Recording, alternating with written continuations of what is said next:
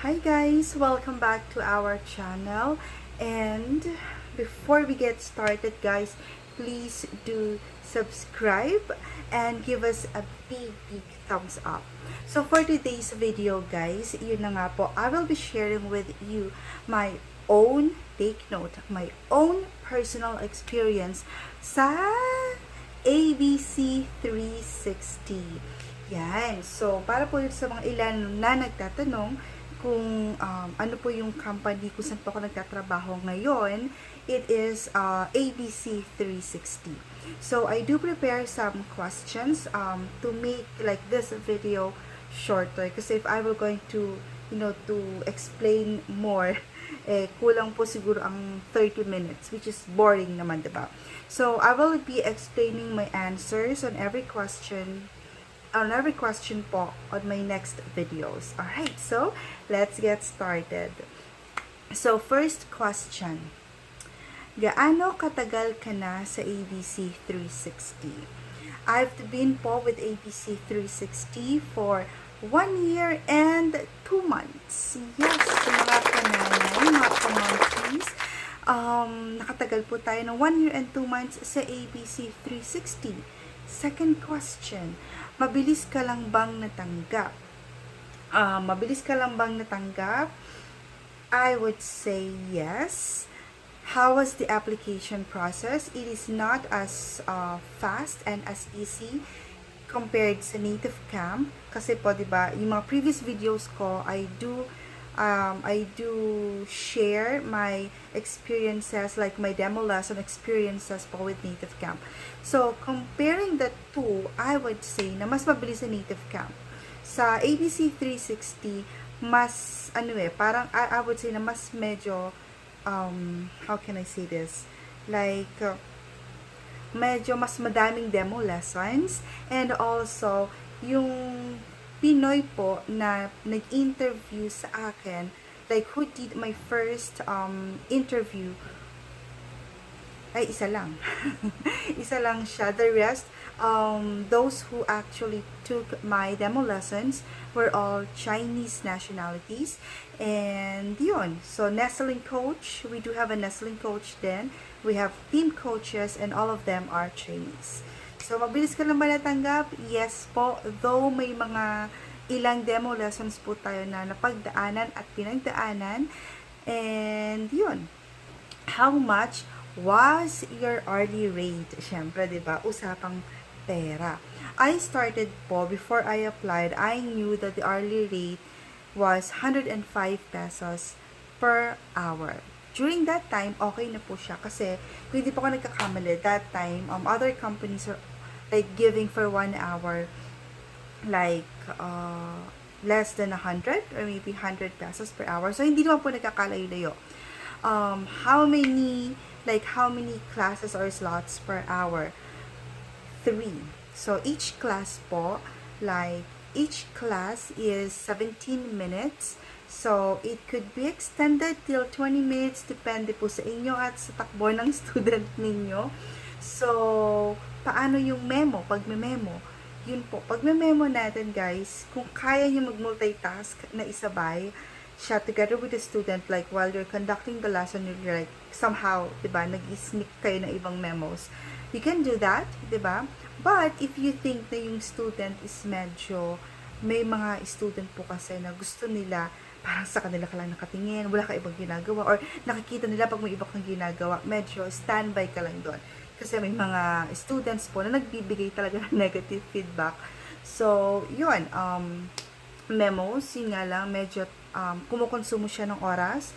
Kung hindi ka makakapag-memo during the class, if you'll do your memos after class, especially pag medyo marami kang klase, you'll spend like 30 minutes sometimes. Yung bago po ako, believe it or not, 1 hour for my memos. So, yun. How much was your hourly rate? From 105, after ko maipasa or magawa yung number of students po na required nila during my nestling period, I was given a chance to, to do another demo lesson to test or to see if they can possibly increase my hourly rate. And yun, since it was my first time as an English online teacher, and I do have a call center experience, but that was like years ago. Napakatagal na po nun, since I graduated college pa. And yun, from 105, naging 125 pesos, guys. So, nadagdagan siya ng 20 pesos within 1 month pa lang. So, how much na yung hourly rate mo ngayon? Tumaas ba? Unfortunately, no. Bumaba pa po siya ng 5 pesos. Kung bakit, I will be sharing you sa next video, guys. Kasi po, medyo mahaba-habang storya iyon. But for all of those ABC teachers po na nandun na since last year, or marami po kasi dyan na mas nauna sa akin, diba? Na they've been with the company for more than 3 years, 5 years, ganyan. So, medyo last year kasi it was a challenging year for all of us with ABC360. But I am happy na unti-unti po somehow bumabalik sa normal. Hindi man yung mga incentives. So, speaking of incentives, they do have bonggang incentives when I started. Okay, but before talking about the incentive, next question. How was your experience nung nagsisimula ka pa lang? Marami bang students? So, tulad po ng mga baguhan, ilang mga baguhan, when I first started with ABC360, guys, take note. Kung naiinip kayo sa 1 day, 2 days, 3 days po na kinakaintay ninyo na wala kayong students, I've waited for my first student after 2 weeks. Diba? Napakapasensyosa ng lola ninyo. So, 2 weeks po, guys, ako naka-standby lang sa laptop ko na may exercise ako. Kasi wala akong magawa diba? Ayoko naman mag-Facebook, nakakasawa din mag-Facebook for a long time. So, yun, for 2 weeks, naka-standby mode lang po tayo. And, of course, syempre, may mga ginagawa tayo. I do message my nestling coach na parang, may mga tips ka ba on how can I possibly get students? And, sabi naman niya, so, binigyan niya ako ng mga tips, ganyan. And then, hanggang sa umabot siya ng 2 weeks. So, sabi ko na parang, coach, medyo frustrated na ako kasi it's been 2 weeks already. So, I think pag hindi pa ako nagkaroon talaga ng student, I'll give it 1 more week, diba? Kasi I understand naman na napakadami rin naman talagang teachers. And, that time, spring break kasi, spring break sa China. So, some students are on vacation, others are maybe doing something else. They're not, let's say, on the mood to actually have some online classes. So, yun. I think naman kahit na paano, na-introduce naman niya ako sa ibang mga SCs. Kasi the next day, I've got my first student, guys.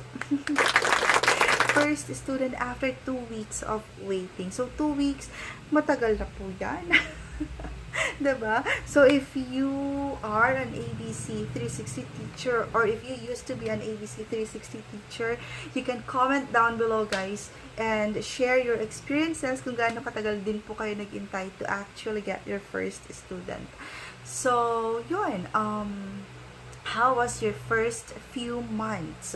My first few months with ABC360, it was a roller coaster ride, but most of the time, it's very happy. Napakabongga po na first few months ko with ABC360. Nakaipon ho ako ng bonggang-bongga.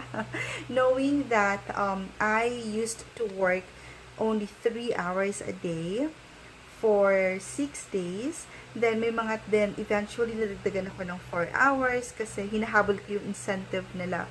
Imagine, guys, by the way, when it comes to salary, 2 cut-offs po tayo every 10th and 25th. And sa buong isang buwan, so sa buong isang buwan po ito, hindi po ako nakapagtrabaho ng more than 4 hours a day for 6 days, like straight 6 days. So, usually, 3 to 4 hours for 6 days. Sunday ko, minsan 1 student ako kasi may nag-request na isang student to have a Sunday class. So, sumasahod po ako ng between 20 to 22,000 pesos for 1 month, guys. And I'm not even like, working for more than 4 hours in 6 days. Tuwing gabi lang po yun. So, yun, napakasarap sa pakiramdam ng mga unang buwan ko with ABC360, napakabongga. Then, what happens next? So, syempre, nothing is really permanent in this world, especially po sa line of job po natin. Change, diba? Ika nga is the only constant. Unti-unti nawala si incentive. Kasabay na nawawala ni incentive, nawawala din yung ibang mga students.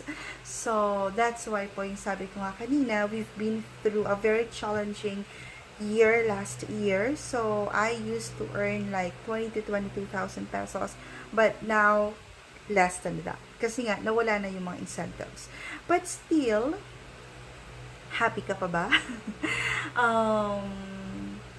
Happy pa rin naman. I mean, I won't stay with ABC360 sa lahat, in spite sa lahat po ng mga nangyari during last year, like last third quarter or last quarter po, between sa last 2 quarters of 2019, napakadami po talagang medyo hindi magagandang pangyayari sa company.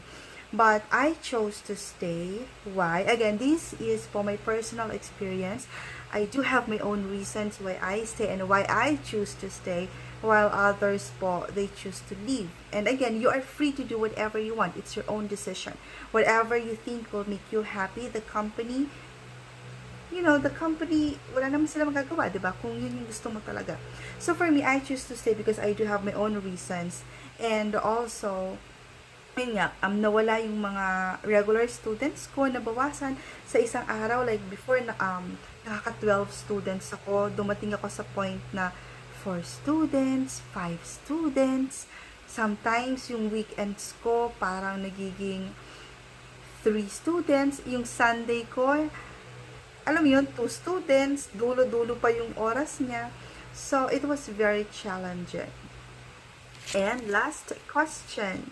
Happy ka pa ba? May mga students ka pa ba ngayon? What happens next? Yes, guys, I am still happy working with ABC360, and wala man yung mga incentives, at least yung mga dati kong regular students, parang sa isang ganon, kaka-pray natin, pray and pray, bumalik sila. So ngayon, I'm happy kasi puno na po ulit yung schedule ng tindahan natin, guys, every night. So now, ano yung schedule ko? From 6:20 to 10:20. So that's 12 classes. From Mondays through Thursdays, puno po ako. Friday, Saturday, 2 hours lang ako nag-work. Sundays, sometimes 1 hour, sometimes 2 hours. Depende po sa regular students ko ako magka-cancel. Pero kasi pag may regular student ako na nag-cancel, automatically, I just close my slot kasi I do take that chance na rin to rest and to spend some more time with my son. Kasi especially ngayon, medyo matagal po yung walang pasok, diba? So, yun. Again, guys, on my next videos, I will be sharing with you kung may penalties ba, paano ka mapapenalized, stricto ba sa ABC 360, how's the materials, how's the flow of the students. So those other things po I will be sharing with you on my next video. But these things that I shared with you are the common questions, and I think yung mga para lang po meron tayong foundation sa mga next videos ko with ABC 360. So, yun. Happy teaching, guys. And still, I will be also trying to have classes with Native Camp. As of now, naka-standby ako sa kanila. Kaya, I was able to make this video na rin. So, yun, guys. Please do subscribe and good luck and God bless to all of us, guys. Bye! Thank you!